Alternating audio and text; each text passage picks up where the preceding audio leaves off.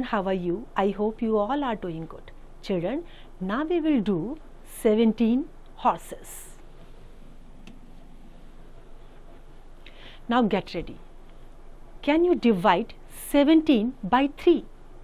An old man had nothing except 17 beautiful horses. He also had 3 sons. The old man divides his property among his sons and gives them a wise advice. Read the story to learn how he divided his property and what advice he gave them.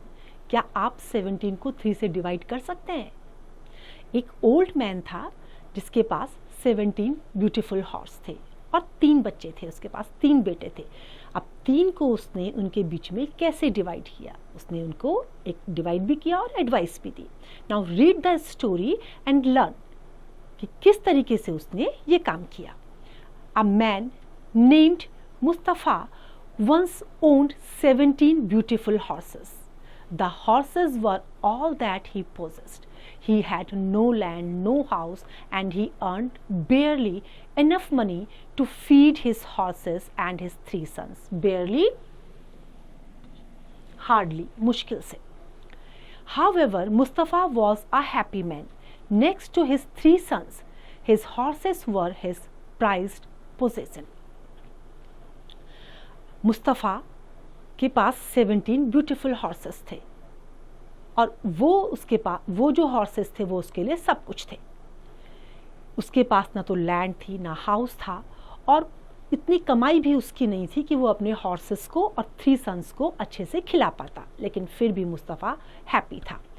अपने 3 बेटों के बाद उसके जो 17 horses थे उसके पास, वो उसके लिए बेशकीमती थे. वो ऐसा था जैसे कि वो उसके लिए रिवॉर्ड होंगे. And indeed they were the most beautiful horses, swift as the wind, light footed as antelopes, strong as tigers and gentle as maidens. जो ये हॉर्सेस थे वो उसके लिए बहुत ब्यूटिफुल थे, बेशकीमती थे. स्विफ्ट तेज कैसे थे? हवा की तरह तेज थे. एंटेलोप्स की तरह लाइट फुटेड थे, टाइगर्स की तरह से स्ट्रॉन्ग थे और मेडन्स की तरह से जेंटल थे.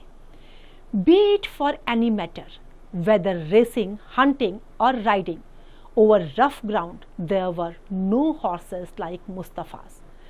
When there was a race or a hunt organized, villagers traveled from miles around the countryside to watch Mustafa's 17 horses steeds. चाहे रेस हो, हंटिंग हो या कोई अलग उसके अलावा कोई और मैटर हो, चाहे कोई रेस ऑर्गेनाइज की जाए, विलेजर्स जो है दूर दूर से, मीलों से देखने के लिए आते थे मुस्तफ़ा के 17 ब्यूटीफुल हॉर्सेस को देखने के लिए. Wealthy men and nobles often came from distant places with a desire to purchase his horses, but Mustafa would not part with any of them, for they were no less than his sons to him.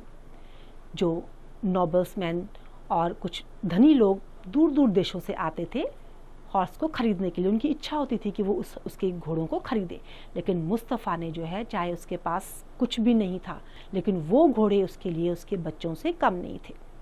वो उनसे अलग नहीं हो सकता था. Time passed. At last when Mustafa's days were numbered and he knew that he did not have long to live, he summoned his sons. Summoned, बुलाना, बुलवा लेना. जब टाइम निकलता चला गया और मुस्तफ़ा को ये समझ में आ गया था कि उसके पास अब ज़्यादा दिन नहीं है, तो उसने अपने बच्चों को बुलाया, अपने बेटों को बुलाया. My sons, he said, I don't have long to live, and as you know, I have no money, no land to leave for you. My horses are my only wealth, and I wish you to divide them amongst yourselves in this way. अब उसने बुला के क्या बोला कि मेरे पास ना तो लैंड है ना मनी है, मेरे जो घोड़े हैं वो ही मेरी प्रॉपर्टी है और मैं इच्छा करता हूँ कि तुम उनको अपने बीच में बांट लो. Mustafa asked each of his sons to step forward in turn. Usman, he said, as you are my eldest son, it is fitting that you should have the largest share. Hence, when I die, you will have 1/2 of my horses. अब उसने उस्मान को बुला के क्या कहा कि जैसे तुम मेरे एल्डेस्ट सन हो तो तुमको सबसे ज़्यादा लार्जेस्ट शेयर मिलना चाहिए, तो इसलिए जब मैं मरूं तो तुम कितने हॉर्स लेना, 1/2 of my horses. Thank you my honoured father, said Usman gratefully. उसने फादर को ग्रेटफुली थैंक्स किया। Then Mustafa called Ahmed his second son, फिर दूसरे को बुलाया मुस्तफ़ा ने जिसका नाम अहमद था। Ahmad, he said, as you are my second son, it is befitting that you should get 1/3 of my horses. Ahmad को क्या बोला कि तुम मेरे जितने भी घोड़े हैं उनके 1/3 तुम ले लेना क्योंकि तुम सेकंड सन हो। Thank you my honoured father, said Ahmed, bowing to the old man. झुकते हुए उसने अपने फादर को थैंक किया। And now Shahid, said Mustafa, placing a hand on the head of his youngest son, your share shall be 1/9 of my horses. अब उसके sir पर हाथ रखते हुए क्या कहा कि तुम्हारे लिए मेरे जितने भी घोड़े हैं उनके 1/9 जो शेयर है वो तुम्हारा है। Thank you my dear father, said Shahid with great reverence. Great reverence, बड़े सम्मान के साथ उसने थैंक्स अपने फादर को कहा। A few days later Mustafa died after the villagers had come and paid their respects to their dead friend. Mustapha's 3 sons decided to divide the 17th horses as their father had instructed them to do. अब जैसे मुस्तफ़ा की death हुई तो सारे गांव वाले वहाँ पर आए उनको अपनी रिस्पेक्ट करने के लिए। मुस्तफ़ा ने जैसे अपनी जो विश थी उसको एक्सप्रेस किया था कि कैसे कैसे हॉर्सेस तीनों बच्चों में डिवाइड करने हैं, जिस तरीके से इंस्ट्रक्ट किया था उस तरीके से जो है उन्होंने कर दिया। Now the boys were facing a problem in dividing the horses. अब किस तरीके से हॉर्सेस को डिवाइड किया जाए, 1/3 1/9 किस तरीके से डिवाइड किया जाए, अब उनको प्रॉब्लम हो रही थी। How can I take 1/2 of 17 horses. अब 17 हॉर्सेस का 1/2 में कैसे डिवाइड कर सकता हूँ, कैसे लूँ, wondered Usman. 1/2 of 17 is 8.5 horse. कितना होगा उसका, 17 का आधा, 8.5। And I cannot possibly cut one of my father's beautiful horses into 2। अब हाफ करने के लिए उसे काटना पड़ेगा, तो इतने ब्यूटीफुल हॉर्स को, अपने पिता की जो संपत्ति थी उसको वो आधा नहीं करना चाहता था। And how can I take 1/3 of 17 horses, asked Ahmed. अब उसने क्या सोचा कि 2/3 हॉर्सेस से वो क्या करेगा, कैसे डिवाइड करेगा। We must divide the horses as our father wished, said Shahid in despair. Despair, निराशा में। अब वो उदास हो गया था, उसने क्या कहा कि जैसे हमारे फादर ने कहा है हमें वैसा करना पड़ेगा। But 1/9 of 17 horses is 1 8/9, which means that I will have only 1 whole horse to my name. अब इसका मतलब क्या था कि मेरे नाम पर केवल जो पूरा घोड़ा होगा वो केवल एक ही होगा। Just then the village sage, renowned for his wisdom, came riding on his horse and the boys decided to ask for his assistance. अब किसकी हेल्प मांगनी चाहिए, एक सेज की जो अपनी बुद्धिमानी के लिए फेमस थे। We wish to divide the horses according to the will of our father, Usman told the sage, but it is impossible to do so. अब उन्होंने सेज के सामने अपनी प्रॉब्लम को रखा कि हमारे लिए इम्पॉसिबल है ये करना। Perhaps not, said the sage, climbing down energetically from his horse. अब अपने घोड़े से नीचे उतरते हुए सेज ने क्या कहा कि ऐसा नहीं हो सकता, संभव नहीं है ये। Well, he said, I give my horse to add to the 17 horses your father left to you.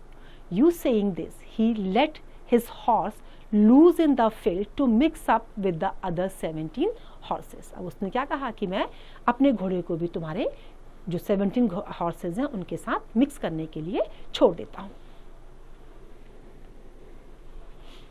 Usman, he ordered, go into the field and choose half of the horses for yourself. अब उस्मान को बोला जाओ इसमें से आधे घोड़े जो है अपने लिए चूज कर लो।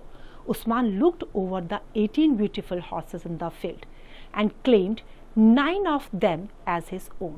But left them in the field with the other horses. उसने उसमें से 9 चूज कर लिए, लेकिन जो और घोड़े थे उनके साथ उसको फील्ड में छोड़ दिया। Ahmed commanded the sage select 1/3 of the 18 horses for yourself. अब उस्मान अहमद को क्या बोला, अहमद ने जो है सेज ने क्या कमांड किया अहमद को कि जाओ 18 में से 1/3 अपने लिए चूज कर लो। Ahmed named 6 horses from the group as his own. अब उसमें से उसने 6 अपने नाम पर कर दिए। Shahid who was no longer in despair choose 2 of the sleek horses for himself। उसने क्या करा, शाहिद ने उसमें से 2 जो हैं उसने चूज कर लिए। Now Usman had 9 whole horses instead of 8.5.